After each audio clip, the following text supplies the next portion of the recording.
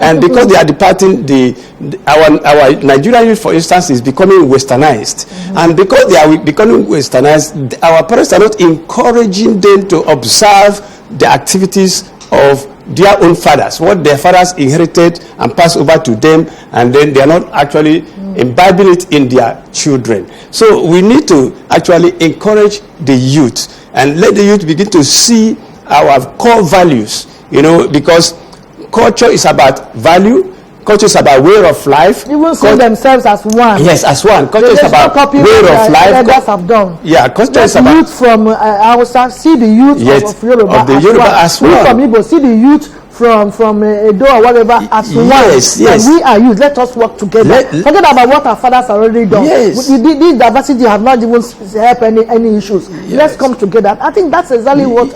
We need to actually pass out. The moment they start agreeing on this, then we know that it cannot be Yoruba say anybody from East is nobody. You cannot. We are one Nigeria, and our population is a very good advantage to us in our population size. So we will not say because so many things that we the elders, and I'm not exonerating myself, have done that we want you to use to correct these wrongs. Don't also follow suit. That is the point we are making. Bring Nigerians together as one, as youths.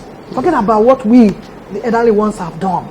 We come together, let that be a meeting where you harness together and say, okay, what do we now, where is the way forward? Let us now see what we can do to move Nigeria forward. Otherwise, it will be too bad. Those of them who are just sitting and watching us blowing, drumming, war. Do you think anything good comes out of war if we separate? There's nothing good that comes out of war. Borrow from Somalians, they are still suffering. Even the Sudan are separated, North Sudan and Southern Sudan, they are still problem. So the division and go your way, I go my way. Igbos take your own stage. This is not what's going to help us. We need to solve the problem on ground, and that solving that problem on ground is for us to understand ourselves, have feelings for one another. Yes, we need to empower. That's why I said, if you love yourself, you can able to love others. Yes. Have that self-love. You love yourself as a person. You're able to love others, irrespective of the ethnic group, because we are one Nigeria. I remember I witnessed the war, and the major word they used to bring us together to show us that the war has ended, the Nigerian civil war has ended, was one Nigeria, one Nigeria, no one victor, Nigeria. no vanquish. So yes, these are the words they use. Yes. So what are we doing now? So nothing good comes out of war. I repeat, nothing good comes out of war. So let us see how our youth now, because the program is specifically made for the youth, how the youth can harness themselves together and do what we, the elderly ones, are not able to do. And that is that unity. Come back to that, come to that unity. Once you unite, you achieve a lot. When you work together as a team, you achieve a lot. We'll take a break now, and when we come back, we continue. Vivid View, A&D. Welcome back. We are still discussing cultural unity. What are the roles of government now, religious leaders, civil societies groups, and ethnic nationals in boosting national development?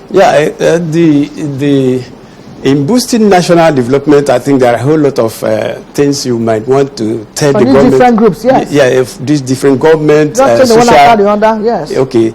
In terms of government, government have to build a robust, open their arms in the first instance. Like I said about the youth, open the arms and embrace the youth. Yes. Invite them to the table and let us discuss way forward. Encourage these youth to imbibe and to also believe and trust in what we have as a people. And then when we educate them and tell them what we have as a people, how do government do this? One, you have, for instance, national orientation agencies. So let them make time. Let them make out their their curriculums as how would they open up the spare so that the youth will be involved. Two, the government also has to open up infrastructures, build up facilities. Because some of these, there are some cultural activities that takes place in the hinterlands, in the rural areas. And these places need to have accessibility. For instance, when we talk about some program that people do, like in Arugungu Fishing Festival, for instance. And people need to go there. The youth need to go there. Individuals need to go there. We open it up as a way of increasing our GDP. Because like tourism, it can be a way of tourism. So government have to open up infrastructure, build road, get people accessible to those environments. People will come and view things. Then also build things like schools, universities, inculcate cultural education as a curriculum in the school system. I think that is also one of the things that we might need, government might do in order to encourage cultural unity. Yeah, the government can also, once in a while, probably in a year or quarterly or monthly, do what we call cultural festival. Though we have culture and arts festival, but then let them do it on a regular note. Maybe where there will be issues of competitions from one state to another, carnivals from one state or the other. They come in Abuja and then they have national competitions on cultural issues, cultural exhibitions, cultural openings. Yes. So that this will get the youth engaged. The youth will be gainfully employed and they will be able to display their potential, because these youth have the potential. Of course. Nigerian youth has potentials. Nigerian youth has what it takes. They are very resilient, they are very strong, they are very patient also, they are also very dynamic. That is what we know about Nigerian youth. So engage them. Government will engage them. Open up the sphere so that this youth can participate. Then in the area of religious leaders, let them take away all this issue of hate speech, hate teachings, and hate education, that they usually do. If you're not a Muslim, you're not part of it. If you're not a Christian, you're not a part of it. No, Nigeria is one. Because I think in those days when the people that our forefathers that said they amalgamate Nigeria, they had a good thinking, but although it was with a wrong motive.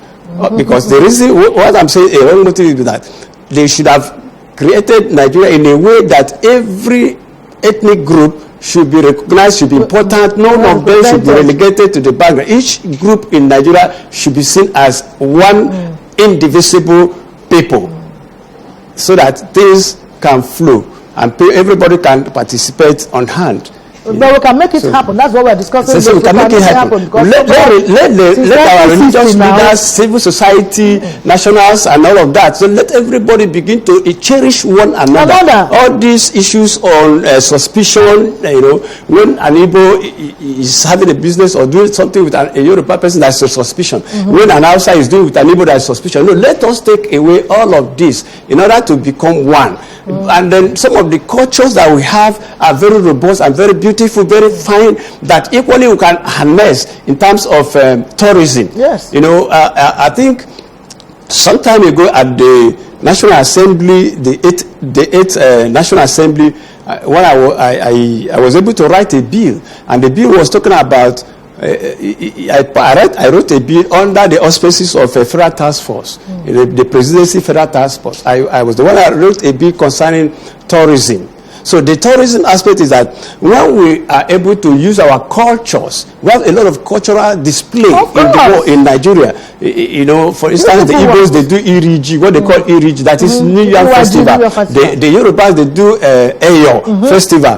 Then in the north, you see a lot of Arugungu Water Festival and a whole lot of that. So they can harness all of this together and get the youth involved, the father, the brothers, everybody. Benin does their own, in Niger Delta, in the Calabash, a whole lot of them. In some area they call Iwakwa, in Igbo language. That is when a man is matured. Before you can get married, you have to get to a point where the people will say you are mature. So, and they can celebrate those things in those areas and then create a kind of rapport when people will come from different states and all of that. And of course, we also need security. The government will also make security available so that people can move from one point to another, coming to participate or partake in all of these activities of the cultural display. They will not be afraid of any issue that has to do with security. Now, civil society groups and ethnic nationals.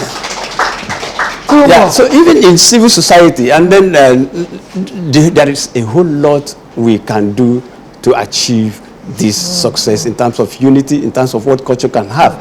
Culture can give Nigeria, if fully harnessed, it can give Nigeria a whole lot of resources. Yes. It's a financial, a kind of robust financial resources that this culture can enable us to attain to, because the social society, they have a role to play, in terms of the area of encouragement. And most of them have some orientations that has to do with, you know, supporting one another in the area of maybe human rights and all of that. So you make one to know that you are free, you are okay, we support you, we are with you, we are, in anywhere you go, whichever where you are free. You live in Owerri, for example, you are free. You live in Isoko, you are free. You live in Calabar, you are free. You are one, as a Nigerian, you are one, an integrated part of that particular community.